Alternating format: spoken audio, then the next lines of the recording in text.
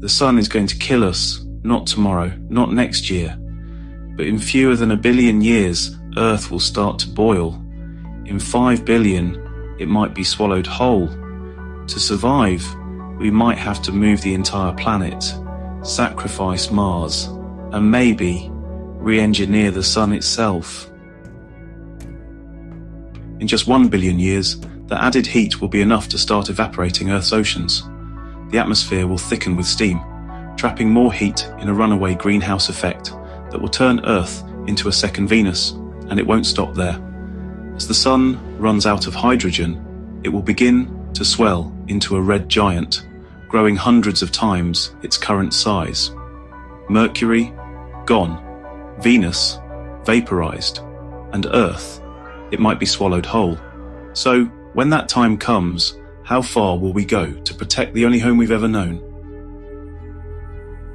Moving Earth sounds like pure science fiction, but it's actually a serious theoretical concept in astroengineering. The idea, physically shifting Earth farther away from the sun to save it from rising temperatures. As the sun burns brighter over billions of years, Earth will eventually become uninhabitable. Our planet's greenhouse effect, combined with the sun's increasing luminosity, will cause temperatures to soar. So, how do we stay in the habitable zone? One potential solution is to move Earth itself, but it's not as simple as firing up rockets. The most plausible idea involves redirecting massive asteroids or comets about 100 kilometers wide using gravity assists. These massive bodies would swing past Earth, using our planet's gravity to change their course, eventually slingshotting them out toward Jupiter or Saturn, then back toward Earth. Each encounter would gradually push Earth further out from the sun, keeping it within that ever-shrinking habitable zone. But don't get too excited yet. There are huge risks. These repeated gravity assists could put life on Earth in danger. For one, we'd have to be careful to avoid any disruptions to Earth's rotation or axial tilt. Even a small change could throw the planet's climate into chaos. And then there's the risk of losing the moon. If our trajectory isn't perfect, it could be ripped away, throwing off our tides and stabilizing forces. Are you terrified of what it might take to save Earth?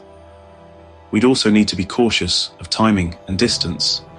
A small miscalculation in the path of these asteroids could send one crashing into Earth, with catastrophic consequences for life. And with the Earth moving outward, seasons would change, becoming more extreme, with longer winters and summers that would disrupt ecosystems across the planet. So, while it might sound like something out of a sci-fi movie, the science says it could be possible, but at a massive cost. Now that we've got a plan for moving Earth, we hit another obstacle: Mars. It's sitting right between Earth and the outer reaches of the solar system. If we're going to successfully shift Earth's orbit, we need to carefully manage Mars's position too. So, how do we move Mars without throwing everything into chaos? The answer is simple: gravity assists, just like we're using for Earth. To move Mars, we'll redirect massive asteroids or comets around 100 kilometers wide toward the planet. Using gravity assists, these asteroids would pass close to Mars, utilizing its gravity to alter their own orbits. As they swing past Mars, they would slowly transfer their momentum to Mars, nudging it ever so slightly in the right direction.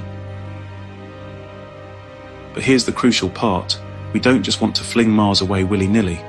We need to move it gradually and at just the right pace, so that Mars maintains the same distance from Earth throughout the entire process. The goal isn't to get rid of Mars entirely, at least at first, but to shift it out of the way while ensuring that Earth's orbit is still stable. To do this, each asteroid would need to be carefully timed and precisely directed, ensuring that its trajectory aligns perfectly with the desired orbital adjustments. This requires not only precision, but also an understanding of the gravitational forces at play. As Earth moves outward from the Sun, we'll need to move Mars at a pace that ensures it stays at the same relative distance from Earth. even as we adjust Earth's orbit. This delicate balance is crucial to maintaining the stability of both planets' paths. For example, if Earth is slowly shifting farther away from the Sun, we'd need Mars to also move outward at a comparable rate, but without causing disruptions in its own orbit. This synchronization ensures that both planets remain in harmony, avoiding any gravitational imbalances. By using repeated gravity assists, we could gradually adjust Mars' orbit, keeping the distance between Earth and Mars nearly unchanged, all while ensuring that Mars doesn't interfere with Earth's trajectory.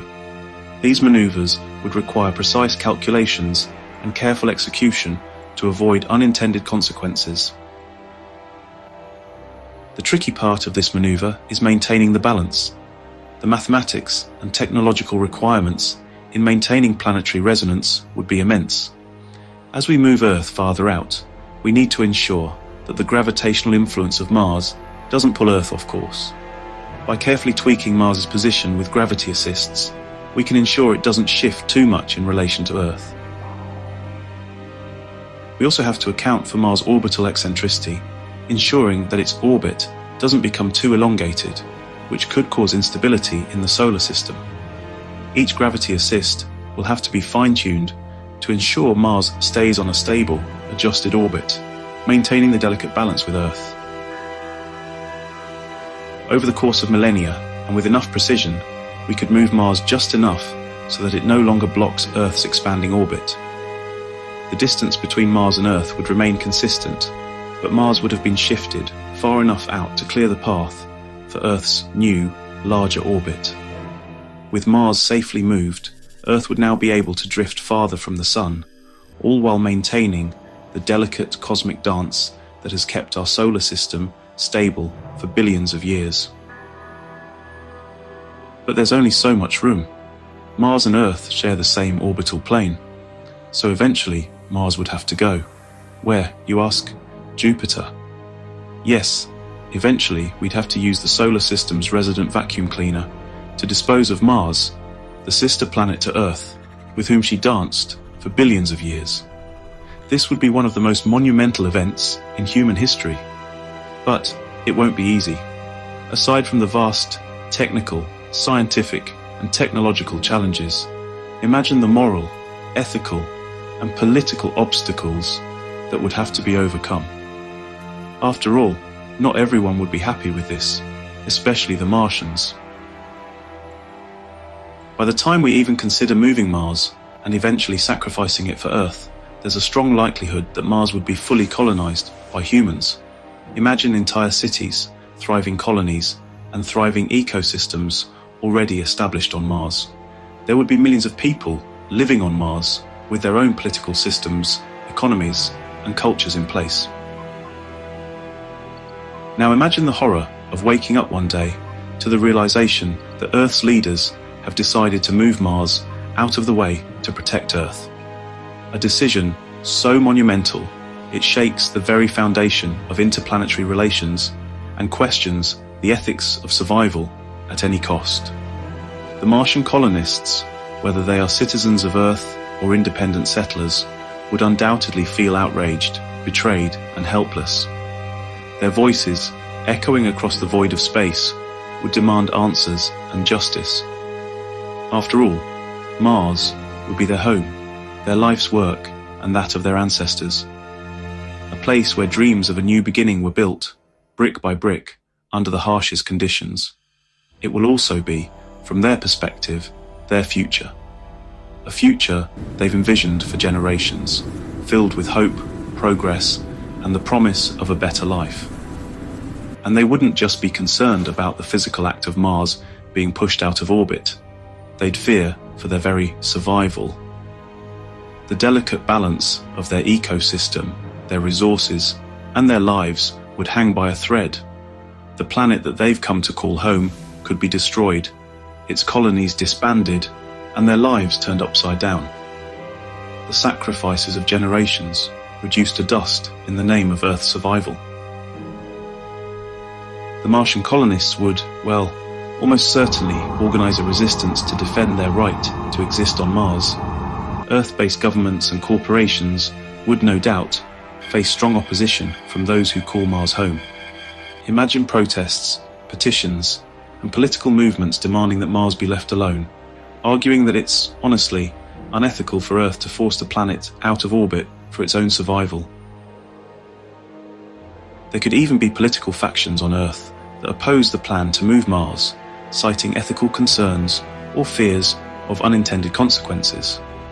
Some might see it as a betrayal of Earth's legacy. Some might argue that quite simply, the resources and technologies needed for such a monumental project could be better spent on saving Mars or creating alternative solutions for the long-term survival of our species. Others might question whether humanity is ready to take on such a responsibility. Perhaps some would even propose that we could coexist with the changing environment, or find other means to reduce Earth's temperature without risking Mars's destruction. The debate would likely spark new ideas and innovations, but also deepen divisions. This divide could lead to intense conflict, potentially even war, between factions on Earth and Mars. The stakes would be higher than ever, with the future of two worlds hanging in the balance. The idea of sacrificing a whole planet would force humanity to confront its deepest values, values that define who we are and what we stand for as a species. Should we prioritize human survival at any cost? Or should we fight for the autonomy of a newly formed Martian society? The answer may shape the destiny of humanity for generations to come. But the Sun will still, one day, die. Can we make it live longer? Even with Earth safe and Mars sacrificed to the void, there's one relentless cosmic truth we just can't escape. The Sun will die. In around 5 billion years, it will run out of hydrogen fuel and expand into a red giant, scorching the inner planets. But here's the question: can we extend its life? Can we somehow hold off the inevitable? Enter starlifting, a concept in astroengineering that proposes extracting mass from a star to prolong its life. This would involve carefully controlling the Sun's fusion process to slow its transformation into a red giant. The goal? Well, it's to keep the Sun burning, not just for billions more years, but long enough to give humanity the time it needs to expand beyond the solar system. It seems fantastical, to say the least, but here's a few ideas about how it could be done. Thermal-driven outflow is one of the most promising methods for starlifting. The basic idea: increase the rate at which the Sun expels its solar wind by focusing energy on small regions of its outer atmosphere. Think of it like supercharging solar flares. We could direct microwaves, lasers, or even particle beams to heat up the Sun's corona. This would cause a massive eruption, sending a much larger stream of solar wind into space. To actually collect the expelled material, we need to control it. A ring current would be set up around the Sun's equator, generating a powerful magnetic field that channels the solar wind into plasma jets. These jets would then be funneled through magnetic nozzles, converting the thermal energy into outward velocity, helping cool the outflow as it's sent into space. And the technology behind this? It involves a series of particle accelerator space stations orbiting the Sun, working together to create the necessary magnetic fields to direct the flow. Another more refined version of this technique is called the huff and puff method. Imagine this: the ring of particle accelerators doesn't stay in orbit, but instead uses the Sun's own magnetic forces to push and pull stations toward and away from the star's surface.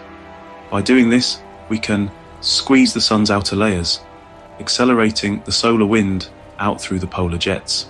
It's like pumping the Sun to give it a little more oomph, getting more out of it without compromising its stability. If we take this to the next level, we could use centrifugal acceleration.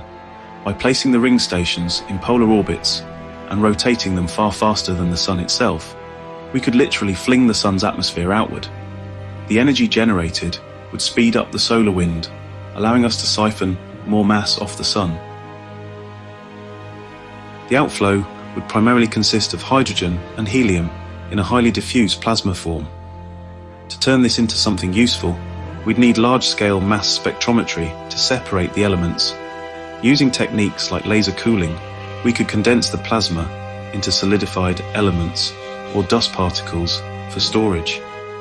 We could even build new planets from the collected material, or use it for fueling future space exploration. Another approach is using the material to build a Dyson sphere around the Sun, capturing its energy output for use elsewhere in the solar system. But hey, why stop there? If we could collect enough material, we might even upscale our efforts. For instance, we could add mass to Jupiter, turning it into a second sun that could support life on its moons and help fuel the solar system's economy. The real magic of starlifting lies in stellar husbandry, the ability to manage a star's energy production and lifespan. You see, by carefully removing mass, we could slow the sun's rate of fusion, reducing the rate at which it burns fuel. This would allow us to optimize its power output, adjusting it to our needs. The extracted hydrogen and helium could be used to fuel fusion reactors, or even be repurposed to create smaller stars for future generations. Pretty fascinating, isn't it?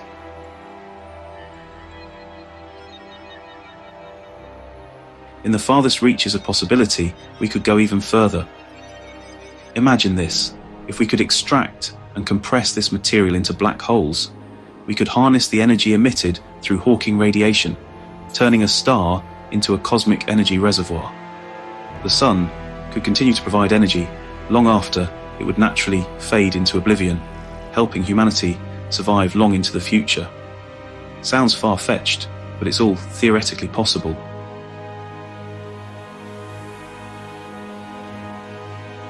Starlifting is not a solution for tomorrow or even for the next century. It's a solution for a future beyond our lifetimes. A future where humanity has not just survived, but thrived, extending the lifespan of our star and possibly altering the course of the universe itself. It's a concept that may seem fantastical now, but one that could define the next great leap in our evolution. Just imagine the possibilities.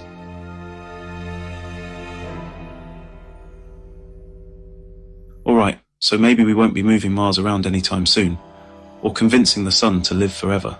But one thing's for sure, the future is crazy and exciting. Who knows what's next? Make sure to subscribe to Stellar Stories, because you don't want to miss out on the next wild journey. And please, drop a comment. Maybe you have your own ideas for saving the Earth or Mars. See you next time.